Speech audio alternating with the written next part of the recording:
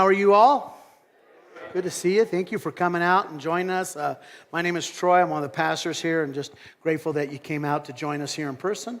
Also want to say hi to all those who are watching online. Thanks for being a part of this, and Merry Christmas. You know, I do agree with Charlie. Christmas is magical in Steamboat, and we as a church have an incredible opportunity. Thousands of people will come through our doors over the next few weeks, and we have such an opportunity to remind people of the greatest event that ever happened in the world and to us, and to give them hope and help. And so I pray on Christmas Eve that you'll come and you'll be singing as loud as you were today, or even a little bit louder. You'll bring some Christmas cheer. I pray that you'll be engaged. I pray that you'll laugh at all my stupid jokes on Christmas Eve. All right, as long as we have that deal, we know that, then I'm good, and it should be a good time for everybody. And I also hope and encourage you to invite some folks. But what a blessing that we have as a church to be able to share that hope with so many people. So, well, we are in part 2 of a series that we started 2 weeks ago or last week called basically the Unsettling Simple Solution for just about everything. It's maybe the longest title for a message series that we've ever had. Today, what I want to do is I want to start out by making you a little uncomfortable if we haven't already. I really want to make you uncomfortable. I found a list that I have a feeling will make us all feel a little weird or funky. And if, after reading this list, as we go through it, if you aren't uncomfortable, I apologize. It's my bad. You're just too good for me. But I think I've got everybody here. Are you guys ready for this? Okay, here it is. What do you call a group of people, go ahead, lying, cheating, greedy, covetous, lustful, porn-watching, text-dodging, racist, jealous, judgmental, lonely, angry people who eat too much, spend too much, drink too much, medicate too much, smoke too much, and worry too much? But they gather together each week because they believe that Jesus is the light of the world, and they realize that they need more light. What do you call that? Put it up there. The church. Yeah, that's us. Now, did I get everybody? Did anybody feel left out there? Some of you came this morning. You might have come this morning and you thought, oh, I don't know if I could come. I don't know if I'll fit in with those people. No. Welcome to the club. Join the club. You are in the right place. We're sorry to burst your bubble, but you right now are sitting next to and surrounded by a bunch of sinful, broken, messed up people, because that, my friend, is what the church is. That is what the church is, and it always has been. Somehow we got it in our mind that it would be something else, and it's strange for me when I hear people refer to the church as a place. That's always been hard for me, or institution. I know a lot of people have some resistance to the church as an institution. I get that, but I just want to remind you, this building, this is not the church, okay? And I am not the church, as a pastor or whatever. The truth is that we, you and me, we are the church. The church is a gathering of imperfect, diverse people with different experiences and different viewpoints who don't agree on everything. In fact, contrary to popular opinion, the church isn't a place where everyone agrees on everything. In fact, I would say to you, we basically only really agree on maybe 2 basic things. Number 1, we agree that God sent His Son Jesus into the world to forgive us of our sin and to help us get over ourselves and get out of ourselves and to think about others. And so we believe that. And secondly, we believe that when Jesus came, He gave you and I something that we are now responsible to give to others, including and especially those who are not part of our gathering. We are to give grace. We have been called to give grace. We have been called to be carriers and purveyors and givers of grace. Now, we talked about this last week, that when it comes to relationships, when it comes to us having a relationship with one another, grace is super important. I mean, it's like the oil that's in the motor of your car, right?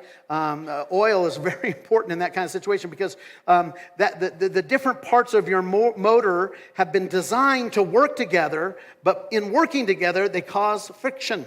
And without oil, that motor will break down. Without grace, our relationships will break down. Grace allows different people with different backgrounds to work together without destroying each other. That's what allows us to kind of do this together. Grace allows for people who aren't like each other to actually like each other. That's grace. Grace is the grease that helps this thing continue on, right? Grace is the key for you and I to be able to do things together, and it allows us to come back together even when our relationships have been broken or have fallen apart. Now, some of you are like, why are we talking about grace? I think grace at Christmas might be the best time for us to talk about it because our Heavenly Father modeled this for us at Christmas. He ultimately, the way to look at it is gave us grace. In fact, a line in one of our favorite Christmas carols says this, says, God and sinner reconciled. God and sinner reconciled. At Christmas, you and I are celebrating the fact that through grace, God reconciled the human race back to himself. You may not know this. You may misunderstand this. Jesus did not come to be right. He didn't come to say, I am right and you are wrong. He didn't come to condemn us. Jesus came to make things right, to fix this, and to bring that relationship back into place. And so you see, grace only becomes amazing, and we talked about this last week. Grace only is amazing when it is given out to others.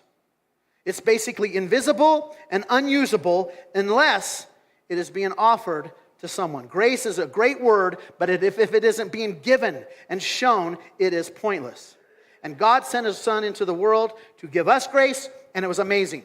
And now we are called, and when you and I give grace to others, it's amazing. In fact, I would say this to you, that you are never more amazing than when you are giving grace to somebody in your life, when you're giving grace to others.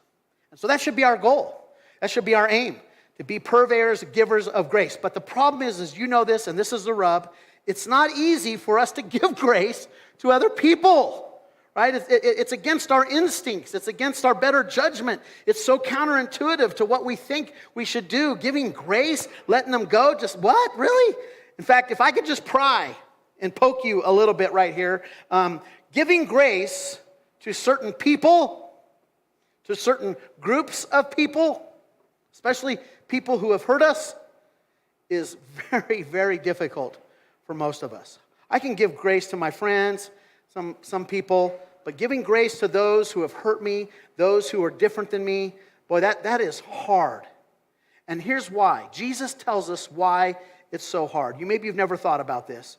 And perhaps what is maybe the most unsettling question that has ever been asked by anyone anywhere, Jesus helps us understand why it's difficult for you and I to give grace to people and give grace to others. And I just need to warn you that in hearing this question, it's going to feel like you're being punched on the nose. You get punched on your nose, it's disoriented, your eyes get a little watery, it stings, you kind of lose yourself for a little bit. This question's going to do this to you. And let me just make a quick disclaimer, by the way. If you're here this morning and you're not a Christian and you're not a follower of Jesus, you are totally exempt from this question. You don't have to answer it. In fact, you can just check out right now and sit back and just watch the rest of us Christians squirm. Be a little fun for you. Because if you're not a Christian, you don't have to answer this question. But if you are a Christian like me, you don't have a choice. You've got to think about this. You've got to look into your heart and see where you are on this. Okay? So here is the question. Here's the question that takes us right to the core of why it's so hard for me to give you grace, for me to give those people grace, for me to give them, quote unquote, grace. Are you ready? Got to work on this, man. Christmas Eve, I need you to talk to me. You know I freak out. Are you ready? There you go. Act like you're here with me. Okay, I appreciate it. Here we go. Jesus was a master communicator, and he knows how to land a punch. Here it comes. Ready? Here's what he said. Why do you look at the speck of sawdust in your brother's eye and pay no attention to the plank that's in your own eye? That's his question. Why do you pay attention to the things that your brother, your sister, your neighbor are doing, but totally ignore the junk in your own trunk? Now, some of you are like, wow, this is tough. That is in my face. I mean, Pastor, why can't we talk about prayer today? Or maybe tithing. That would be a better subject than this, right? That's so much better. Why do you got to go there? The hypocrisy. Well, remember, I just want to remind you, this is Jesus speaking. This isn't me. I'm just repeating what he said. Don't shoot the piano player here. Jesus asked us a question. Why do you look at the speck of sawdust in your brother's eye and pay no attention to the plank in your own eye? Why are you focusing your attention on? Why are you getting so amped up? Why do you get so freaked out about the itty-bitty thing that's wrong with your brother and totally ignore your own issues, your own problems, your own bad habits? To which some of us might answer that question and we'd say, well, I'll tell you why, Jesus, because it's not a speck of sawdust that I'm bothered by. It's bigger than that. It's a big issue. It's not a little thing here. It's bigger than that. I mean, she's a Democrat. Or he's a Republican. Oh, those people are flaming liberals, man. I went to their house the other night and they had CNN on, man. All they do is watch Fox News 24/7. This is a big deal. We're all bugged out by people that are different from me, people that are different from us and have different issues. There's certain groups of people that we really lose our mind. Oh my gosh, they are pro-choice. Or they're pro-life. Those aren't little specks. Those are big differences. Those are big issues. That's why. Or maybe for some of us it's a little more personal. Maybe the speck that you're dealing with is this, look, my wife left me for another man. That isn't a little thing. Or maybe you'd say, well, my dad left when I was 8. He left our house when I was 8. He never came home.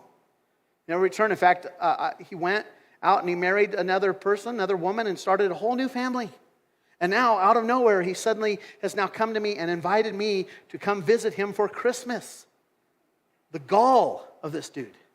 I mean, that isn't a little speck. That isn't little bitty, Jesus. That is a big, big deal. That's why I focus on that junk.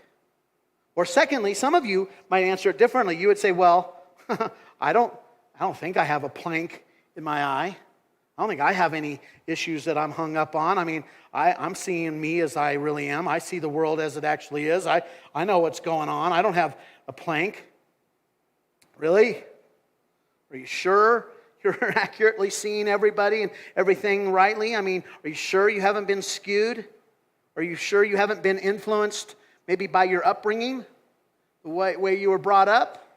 Way maybe your environment that you were growing up in, you sure that doesn't change the way you see people, or your experiences and the things that you've been through hasn't changed how you see and view other people, or your education or lack thereof, or maybe your health issues hasn't changed the way you see something. Maybe you got great health and you have no empathy for, or maybe you got bad health and you're like, it really, or maybe your success, maybe you've had so much success in your life, you just, that hasn't changed the way you look at other people and go, well, they just should buck up. Or maybe your failures, maybe all you see is through the lens of your failures or insecurities. Or maybe, your IQ hasn't affected you, or maybe your EQ hasn't affected you. And those of you who don't know what EQ is, that's because of your low IQ. I'm joking. I didn't know for a long time. Do you really think that these things, those issues, aren't influencing how you see the world and how you view other people and their issues? Okay, all right. Maybe Jesus isn't talking to you. Maybe you don't have a plank. Maybe perhaps Jesus is talking about someone else. He's talking about your brother-in-law, or your sister-in-law, or your mother-in-law, or your sister-in-law, or your mother-in-law, or your boss, or your neighbor, or your friend who took off with your stuff, or you took off with your wife, or your husband. Maybe that's who he's talking about. Maybe Jesus isn't talking to you and me. Maybe we don't have a plank. But here's the thing. Jesus isn't quite finished with his little dissertation here. He goes on in verse 4. See if you catch yourself in this. He says, how can you say to your brother, let me take the speck out of your eye, when all the time there's a big old log in your own eye? You hypocrite. Now, if you're not a Christian, you really love that line. You were like, wow, finally, someone is calling all these church people out for what they really are.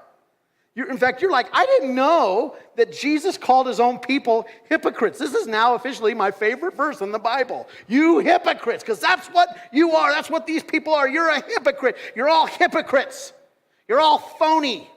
You're fake. You're a secret sinner. You put on your nice church clothes on Sunday, but at home and the rest of the week you're out doing your thing. You're an on-purposer. An on-purposer, yeah. You have sinned on purpose, and you keep doing it over and over and over again. You really look like you have no intention of ever stopping. That's what you all are. That's what Jesus kind of calls us. Crazy. Here's my point. Do you know why or how God was able to give us grace at Christmas? Do you know why he was willing to give you what you don't deserve? I'll tell you how he does it. Because God can see you, because God sees you for exactly who you are. He gives you grace because he knows the whole story.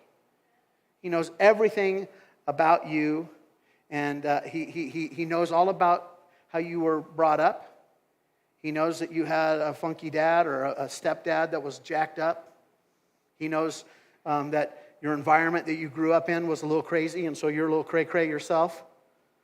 He knows the experiences that you've had. He knows what's been done to you. He sees that. He knows about your health challenges that you have and why that pain has affected you. He knows how success kind of snuck up on you and blinded you. You didn't see it coming. And so now you're just kind of in your own little world. He also knows how your failures and how your insecurities really hamstrung you and have held you back. He knows about your IQ and your EQ. And he knows all about that. He's taken all of that into consideration. And as your Heavenly Father, he decides to extend you grace anyway. He sees the whole picture, right? The Apostle Paul is interesting. Looking at the death of Jesus and seeing himself as maybe the biggest hypocrite of all time. Paul knew this, that he lived a dual life, and he felt like he was righteous and doing God's work, and he was actually very angry and evil inside. He wrote this in Romans chapter 5, verse 8. He said this. He said, "But God demonstrates his own love for us." Notice that he didn't say, "God says I love you," or "God wrote a letter saying I love you." He says, God put on a demonstration of his own love for us in this, that while we were yet still sinners, Christ came and died for us. While we were stuck into it, neck deep, Jesus still died for us. The verb tense of this is really important to catch this. In the original language, Paul is basically saying, listen, this is good, this is true. At the very moment that I was, in Jerusalem, I was probably north of Jerusalem when this happened, but the very moment that I was up north of Jerusalem sinning, being a giant hypocrite, being wicked, Jesus was down in Jerusalem being nailed to a cross for the very sins that I was committing right then. In other words, they lived at the same time. They were contemporaries. And Paul was thinking about this. He's like, while I was out doing evil and wicked and nasty things and mistreating people, Jesus was down there dying for me as I was doing that. This wasn't future tense. Paul realized that God was giving Paul grace even while Paul was spitting in God's face. That just blew his mind. I think Paul, because of the crazy life that he lived, he was a terrorist against Christianity, tried to put a stop to it, felt righteous about it, felt right about it. I think Paul, and then he realized he was wrong, I think Paul understood God's grace at a level that I don't know if you and I will ever understand it. I think he got it. And if Paul had wrote that statement with us in mind, he might have said something like this. He might have said, but God demonstrates his own love for you in this way. Knowing ahead of time the sins that you would commit and that you would confess to, and then you would repeat again, and then you would confess again. Knowing that whole process, that whole pattern, Christ still died for you anyway. I don't do that for people. You do me wrong once, I'll give you grace. You do me wrong twice, But knowing that we would have that pattern, Christ still died for us. Why? Because that's what grace does. Remember, the definition of grace is undeserved, unearned favor or love of God. That's what grace is. It's undeserved and it's unearned. It's not that you've done anything right recently and I'm giving it to you. And I tell you, when God looks at you and I, and He looks at our lives, He takes the whole story into account. And He decides to give us what we deserve the least, but what we need the most. And then He invites us. He says, come, and I want you to do for others what I've done for you. That's grace. That's Christmas. And here's where that process, if we're going to be grace-filled people, here's where that process starts. Jesus says this. He says, first, take the plank out of your own eye. Take that log out of your own eye. Get that junk. Focus on. Why? Because here's why. Planks get in the way of grace. Our planks cause us to not give out grace or to be willing to, or giving it out. It just gets in the way of grace. Here's why. In order for you and I to give someone grace, you and I must first be aware of our own need for grace. When I think about that, when I look into the mirror and I think about all the areas that I'm falling short in my life, what happens is it makes it easier for me to overlook the specks and the junk in your life. And I can now give you grace because I'm like, wow, I'm a big monkey. They might be a big monkey. We're both big monkeys. We need grace. In fact, here's my version of Jesus' question that you should ask yourself. His version is better. Mine is shorter, but here it is. Got planks? You got any planks? You got anything that's causing you to not see the world right? To not see yourself? Do you have a plank in your life? Do you have something in your eye that's causing you to be distracted or that you're overlooking? Do you have your own issue? Do you have your own junk? If so, Jesus would say, focus on them first. And then he says this, and then you will see clearly how to remove the speck from your brother's eye. Notice the terminology. He says, then you will be able to see clearly. You'll see accurately. You will know better. And you will have greater insight in what's going on. And you will have more humility. And you will therefore have more grace as you relate with other people, especially people who are difficult. This is hard. I've had to learn this the hard way because as a pastor of grace, I love grace, but I'm not always graceful. I've got a tiny little Pharisee that lives inside of my life who loves to judge, to look at and go, what are they doing? Why are that? And all this stuff. And I often tell my staff, let me just for a moment, I'm going to be a petty pastor and tell you what I really think. And so I've had to work hard on this, and I am still learning this approach. But the principle is simple. It's very simple. Here it is.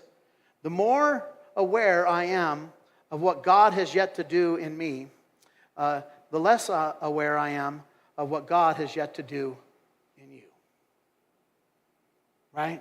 The more I'm aware, the more time I spend looking in the mirror of God's Word and thinking about what Jesus said and His words and His actions, the more I think about that and I look at that, the more aware I am of the big giant logs stuck in my life. And the less aware I am of what He has yet to do in you yet. I'm not so interested in that. So that's the principle. That's the practice. The more I focus on me and my junk, the less I need to worry about yours, the more grace I can have. A surefire way to know if you have any planks in your life, if, again, you're not sure, you don't know, a surefire way to know is to ask yourself if there's someone in your life that you're trying to avoid. Is there someone even here this morning that you're like, oh, maybe you're looking at me and you're like, I'm trying to avoid that fat pastor another week.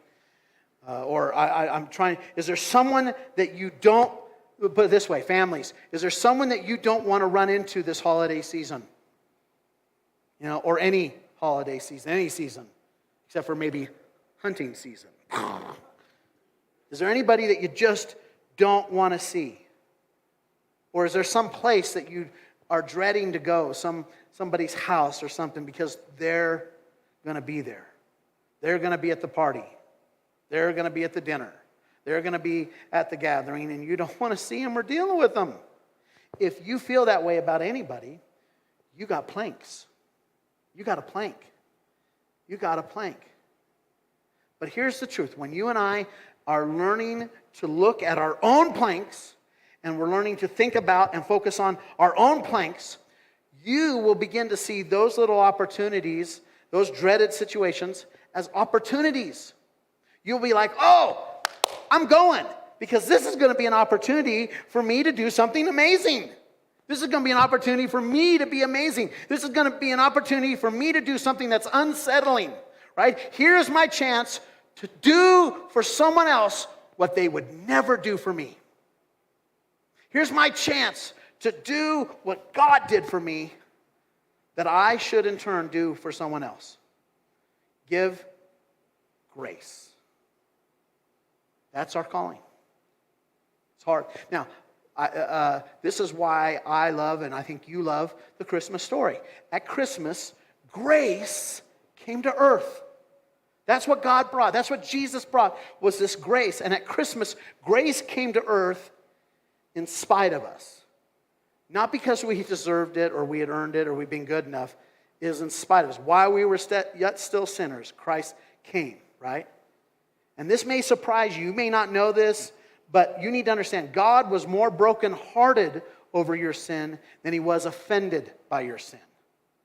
God was brokenhearted by your sin. That may not be the version of Christianity you grew up with. You grew up that God was offended and he's mad and he's angry and he can't believe how dare you would do that.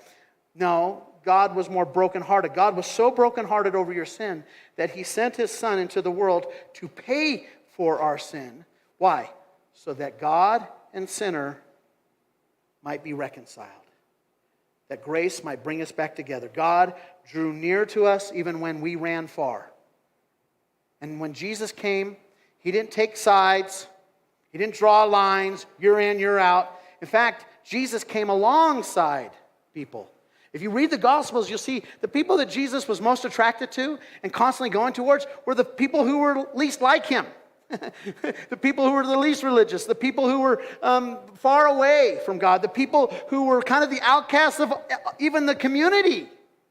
Jesus was constantly drawn to those people. He kept pulling and going close to that. And we find that approach all throughout the Gospels with one exception. There was a group of people that Jesus did not want to come alongside of. This group of people that Jesus had the most conflict with were those who represented a graceless religion. Jesus couldn't stand to be around those who represented and purported and lifted up a graceless religion. They were religious people who had so many planks in their own eyes, it made them impossible to be able to see good in anybody else. All they saw in everybody else was their shortcomings, their failures, their mistakes, their bad. They saw that over and over. And these people had such a twisted view of the love of God, they didn't feel like they needed grace. In fact, they thought that they deserved his grace. I'm so good, and they are so bad. I deserve that grace. And you and I don't want to be around those people, and we definitely don't want to be those kind of people. In fact, if you're here this morning and you're not a Christian, maybe a big reason that you're not a Christian is because you have run into too many people like that. Too many people who embraced a graceless religion, who were living out a graceless religion. But here's the truth. When grace is at the forefront, when grace is leading the way in something, there's something very attractive about it. There's just something that draws us to that. In fact, I don't know your story. I don't need to know your story. I know this is true about you. Your favorite people that you've had in your life.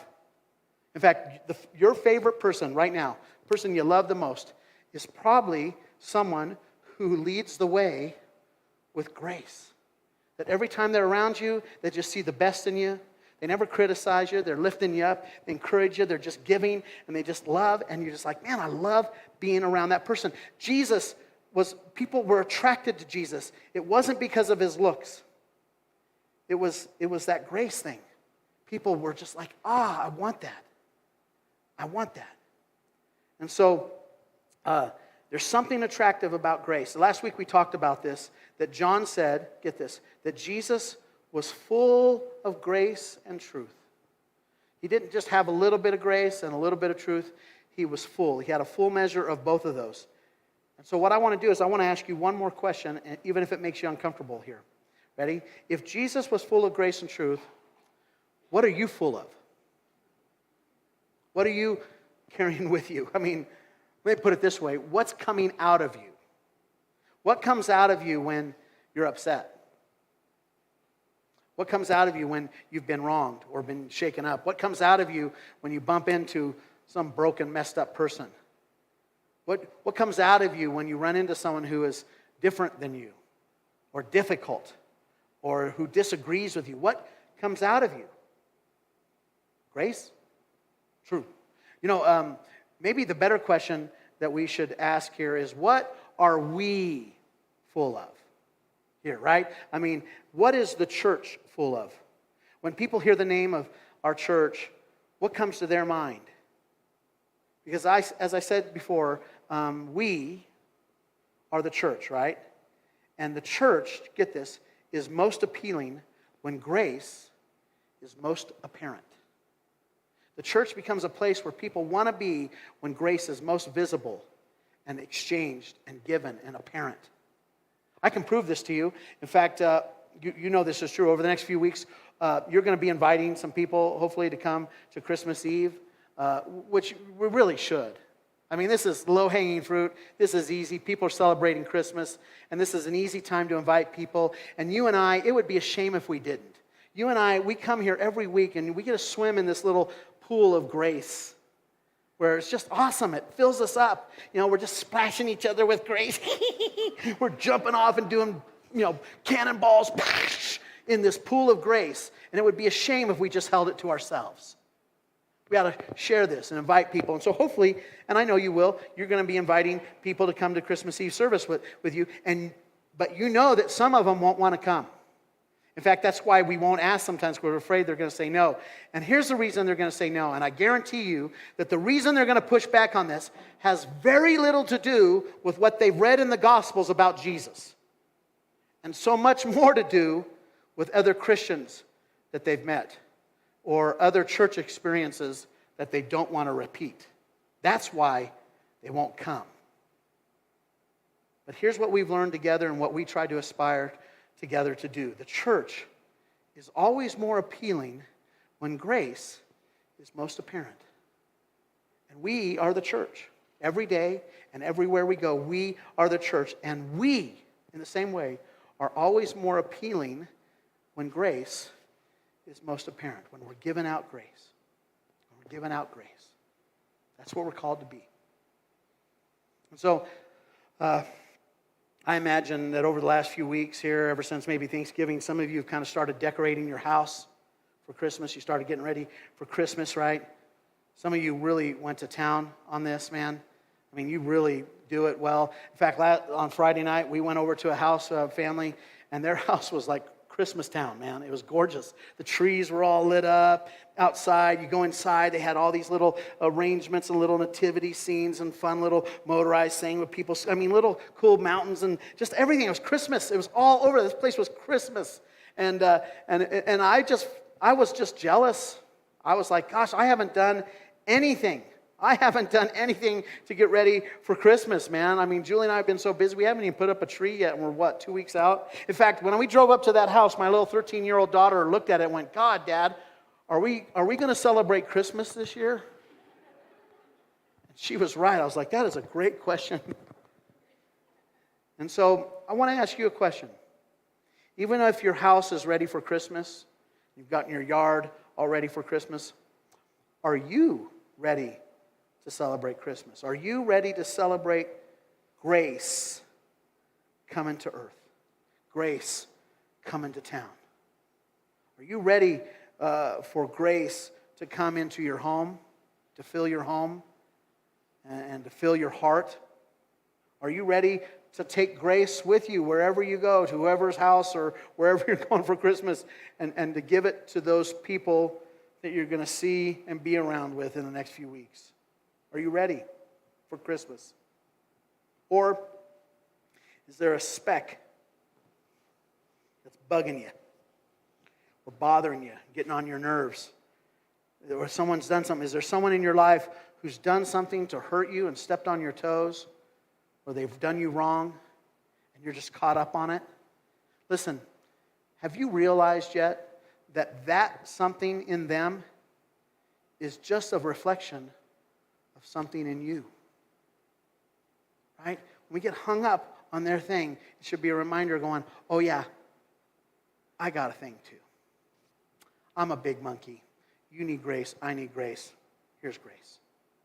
I think Jesus would say to you and I, hey, as you guys celebrate my birthday this year, as you celebrate all that God has done and all that God has given you and all that God has forgiven you of, first, before you do anything, take that plank out of your eye. Why? Because grace really is the unsettling, simple solution to just about everything. It will fix those broken things in your life if you will bring grace to the situation. Jesus was full of it, and he gave it to people who didn't deserve any of it. And then he invited those same people to give it to others. And when you and I do that, we are amazing. We become amazing, just like grace. Amen? Let's do that together. Father, I come this morning with my friends, and my friends of just broken, messed up people. This is what this church is. And thank you for reminding us that we need to look inside first. It's so easy for us to get caught up with those who are just behaving so poorly around us, doing things wrong, that are just acting so ignorantly. But we need to start with us. And so we thank you for the gift of Christmas, where you came and brought this most amazing thing, grace, to earth. And I know that this story is true because grace isn't something that man could invent. It's so opposite of what we think and how we approach the world and how we approach people. And it's clear to me that grace is supernatural and that you love us in spite of us. You give us what we don't deserve. Even when we continue to not deserve it, you still give it to us. And so that is supernatural. That's amazing. Thank you for bringing us that grace. Help us to recognize that grace. Help us to implement it into our lives and to begin to dispense it and to give it to those that are around us. That is what we're called to do. We are called to be people of grace. Help us to bring grace into those broken relationships. Help us bring grace into those things that are a little awkward. And Father, I pray that you would, as a church, help us to be known as a place of grace where people could come just as they are, because we're all the same. We're all messed up. We're all in this neck deep, and we need your grace. And so thank you for that. We receive it. Help us to carry it and give it this Christmas. In Jesus' name I pray. Amen. Amen. Don't you love